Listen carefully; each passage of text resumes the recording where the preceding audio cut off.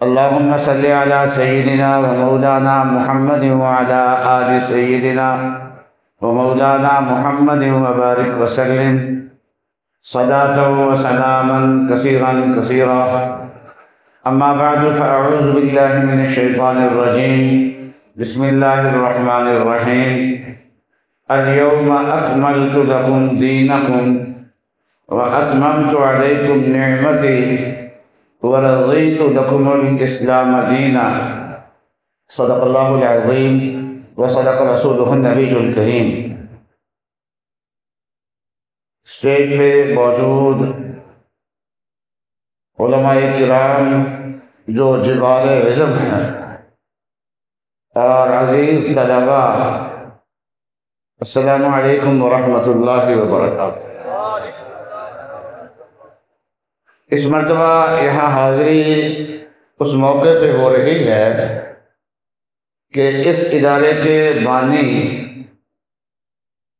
حضرت مولانا ڈاکٹر شاہد اویس صاحب رحمۃ اللہ علیہ قدس اللہ سرہ وہ اس دنیا سے رخصت ہوئے. حضرت MBBS ڈاکٹر تھے اور پیتھولوجی کے شعبے میں اسپیشلسٹ تھے، اور آج لوگ کہتے ہیں جی یہ علم دین پہ علماء کی کوئی اجارہ داری ہے، ہم نہیں اس میں دخل دے سکتے. تو اس کا جواب عام طور پہ یہ دیا جا سکتا ہے کہ نہیں، آپ بھی دخل دے سکتے ہیں لیکن آ کے پہلے پڑھ لیں. تو حضرت ڈاکٹر صاحب نے یہ چیز ثابت کی، علم پڑھا. تو میں اس وقت سے حضرت ڈاکٹر صاحب کو سے ملاقات چلتی آ رہی ہے جب یہ اپنے کام پہ ہوا کرتے تھے. ابھی عالم بننا شروع نہیں کیا تھا انہوں نے، پھر اللہ تعالیٰ نے ان کو عالم بنایا، پھر اللہ تعالیٰ نے ان سے دین کا کام بہت لیا. اور کوئی بڑا آدمی عالم بن جائے اور دین کے کام میں آئے تو وہ کچھ نیا کر کے دکھاتا ہے.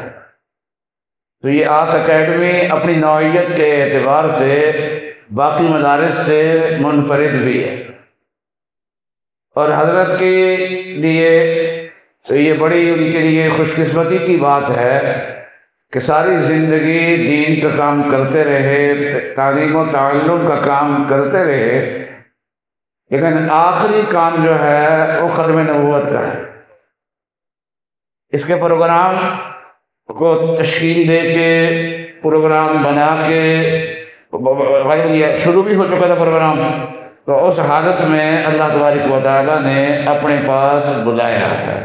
یہ ان کی عند اللہ مقبولیت کی علامت ہے، اور میں ان کے خاندان سے اور ان کے ادارے کے تمام مدرسین، ملازمین، طلباء سب سے دلی تعزیت کرتا ہوں، اور میں صدمے میں ان کے ساتھ شریک. آپ حضرات نے یہ 10 دن کا مختصر دورہ کیا ہے. یہ دورہ اس موضوع کو سمجھنے کے لیے کافی نہیں ہے، لیکن یہ ابتدائی چیز ہے، اور اس میں اگر آپ محنت کرتے رہیں گے تو اللہ تعالیٰ آپ کو اس فن سے مناسبت عطا فرما دیں گے. اس لیے یہ جو آپ نے پڑھا ہے اور کاپیوں میں جو لکھا ہے، یا آپ کو کوئی کتاب ملی ہے اور اس کتاب کو سامنے رکھ کے آپ کو سبق پڑھایا گیا ہے، یہ سارا مواد اپنے سامنے رکھیں اور آئندہ اس کے اندر ترقی کرتے رہیں. اس مطالعے کے دوران میں آپ کو مرزے کی باتیں بھی پڑھنے کا، کتابیں پڑھنے کا بھی شاید موقع ملے اور کرنی پڑے.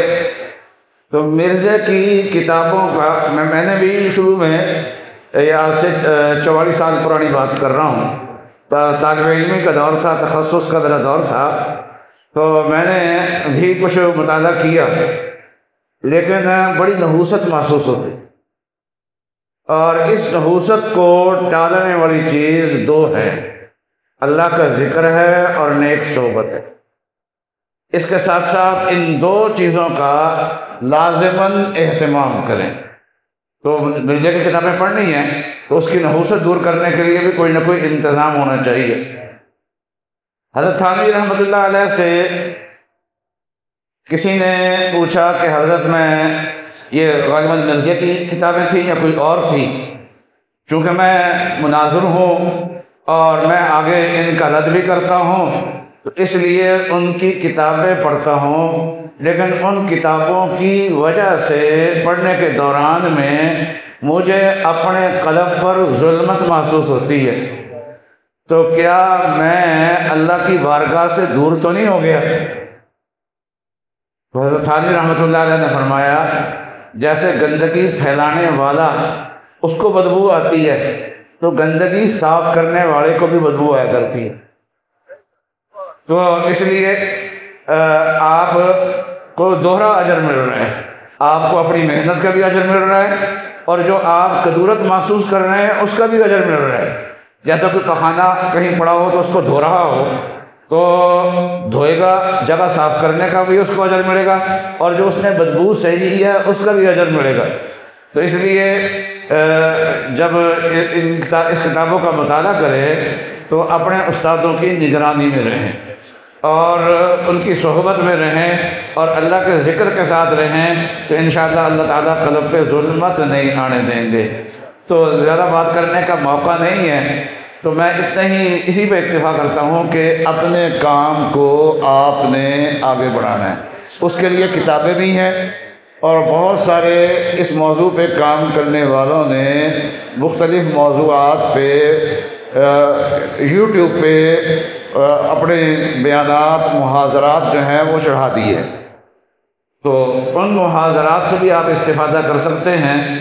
میں نام لینے کی بجائے اکتفا کروں گا کہ آپ کے اساتذہ کرام ہی آپ کی اس سلسلے میں بہتر رہنمائی کر سکتے ہیں اور امید ہے کہ آپ کو اس سلسلے میں بھی رہنمائی ملی ہوگی۔ تو کتابوں سے اور سوشل میڈیا سے دونوں سے فائدہ اٹھائیں۔